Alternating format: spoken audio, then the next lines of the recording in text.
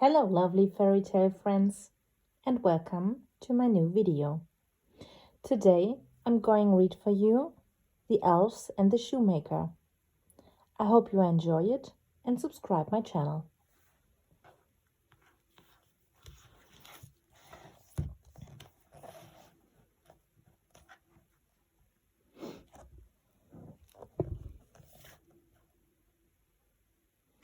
The poor shoemaker gave a deep sigh. Since the big shoe factory opened up in town, people had stopped coming to his little workshop.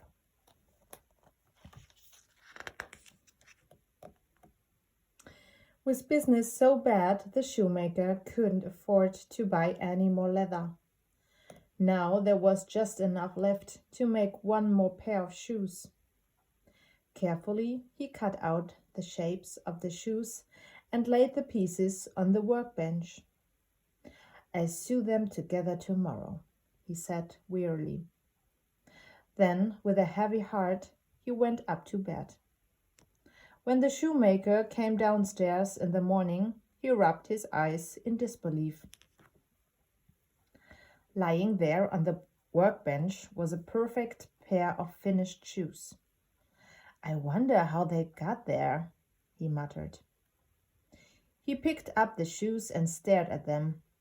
The stitches were the tiniest he'd ever seen, and every single one was as neat as could be. "How strange," he said, shaking his head. "I must still be dreaming." "Dreaming about what?" asked his wife, popping her head around the door. The shoemaker told her what had happened, and she was just as puzzled as he was. But they put the shoes in the window in pride of place. A few minutes later the bell rang, and in walked an elegantly dressed gentleman. "I'd like to try on those magnificent shoes," he said. "Certainly, sir," said the shoemaker. He and his wife bustled around. It was their first customer in a very long time, and they were eager to please him.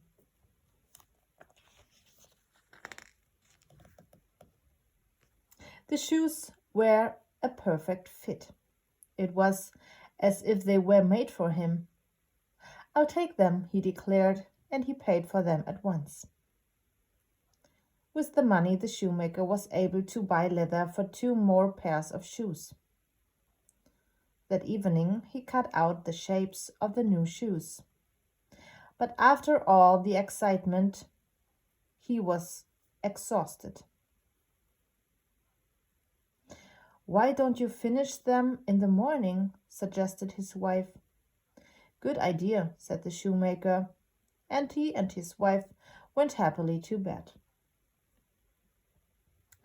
The next morning the shoemaker found 2 pairs of newly made shoes waiting for him. They had crisscross ribbons and were decorated with sparkly sequins. "Goodness me," he exclaimed, "they're even better than the first pair." No sooner had he put them in the window than they caught the attention of 2 sisters who were passing by. Now these sisters adored shoes. They had 100 pairs each already, but none were as beautiful as these. In any case, they firmly believed that you could never have too many shoes. They stood for a moment, drooling over them. "We have to have them," gushed the first sister. "They are simply divine." "No doubt about it," agreed the second. "We can't live without them." Without further delay, they marched inside. "We'd like to try on those shoes in the window," they announced. "Certainly, ladies," said the shoemaker. "Just give me a moment." By the time he turned around with the shoes, the 2 sisters were already waiting in their stockinged feet. Wiggling their toes in anticipation, they slipped the shoes on and shrieked with excitement. Then they sprang to their feet and teetered around the workshop, giggling and doing little twirls. The money the sisters paid was enough for the shoemaker to buy leather for 4 more pairs of shoes. He cut out the shapes just as before, and then he and his wife went to bed. By morning, there were 4 pairs of newly made shoes lined up on the workbench. They had towering heels and were embroidered all over with intricate patterns. The shoemaker gazed at them admiringly. Then he wandered over to the window and opened the blinds. He almost jumped out of his battered old boots with shock. A crowd of people had gathered, their noses pressed right up against the glass. As soon as he opened the door, they barged past, bashing with their handbags, poking with their umbrellas, and elbowing with their elbows. 4 lucky customers snatched up the shoes. "We want shoes! We want shoes!" chanted the others impatiently. "Hold on," cried the shoemaker's wife. "There'll be more shoes tomorrow." The next day, customers were lined up all the way around the corner. And so it went on. Every night the shoemaker cut out the leather, and every morning the new shoes were waiting. There were shoes with buckles and shoes with bows, knee-high boots with pointy toes, clippety clogs and dainty slippers, dancing pumps and winkle pickers. For a long time the shoemaker and his wife didn't dare to speak about what had happened in case their good fortune came to an end. Then, one evening, as they were closing up the workshop, the shoemaker's wife asked, "Who do you think is helping us?" "I've been wondering the same thing," said the shoemaker. "Let's stay up tonight and see."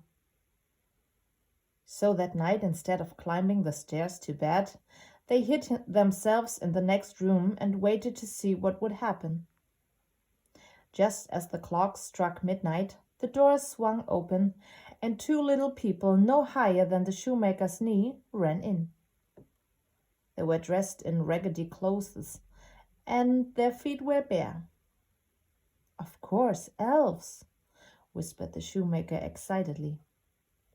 "I should have guessed from those tiny stitches." The elves climbed onto the workbench and set to work at once. The shoemaker and his wife watched in amazement as their needles flew in and out, flashing like little lightning bolts. In no time at all, the 2 elves had made a beautiful pair of shoes. They hammered on the soles with a rat-a-tat-tat-tat and polished the shoes until they shone. They quickly moved on to the next pair and the next and the next.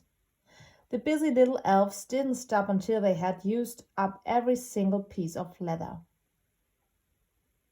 Only then did they stand back to admire their work. "You know, I think these are even better than Cinderella's shoes," said one.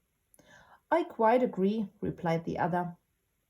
"Glass slippers are very pretty and all that, but these are much more comfortable." Looking rather pleased with themselves, the elves jumped down from the workbench and slipped out through the open door. "Poor little things," said the shoemaker's wife when they'd gone. "Did you see their tattered clothes? We should make them some new ones to say thank you." "What a splendid idea," said their husband. "I can't wait to see their faces."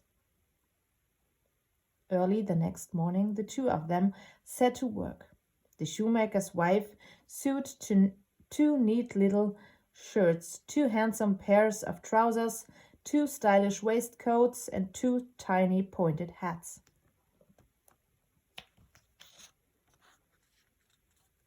Meanwhile, the shoemaker cut out the pieces for 2 pairs of elfin boots and began to stitch them together. It was fiddly work, but he put his heart and soul into it. The boots were made of shiny red leather with turned-up toes and dainty golden belts all around the top. By the time the shoemaker had finished, his eyes itched and his finger bled. "I do hope they like them," he said anxiously. That night the shoemaker and his wife laid the clothes and boots out on the workbench. Then they hid in the corner of the workshop to wait for the elves.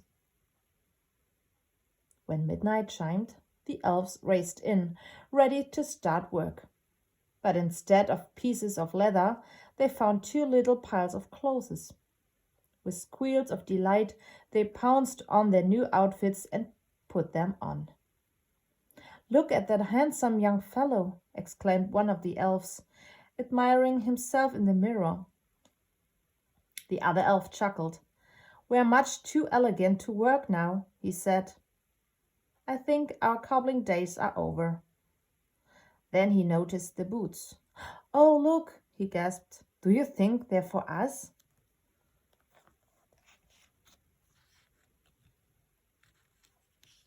"Well, I can't see them fitting anybody else around here, can you?" teased his friend. The shoemaker held his breath as the elves examined the boots. They turned them over and looked at them every which way. "Magnificent," declared the first elf at last. "What fine workmanship!" "Quite extraordinary," agreed the second. "I had no idea that humans were so talented." They slipped their feet into the boots and clicked the heels together. Then they started to dance. They did a little jig along the workbench, turned cartwheels across the floor, and skipped right out of the workshop door with their golden bells jingling merrily. The shoemaker looked at his wife and smiled. "I think they're happy customers," he said. That was the last they saw of their little helpers. But it wasn't the end of the fairy tale. The shoemaker continued making beautiful shoes, and he always had plenty of customers. He and his wife were never poor again.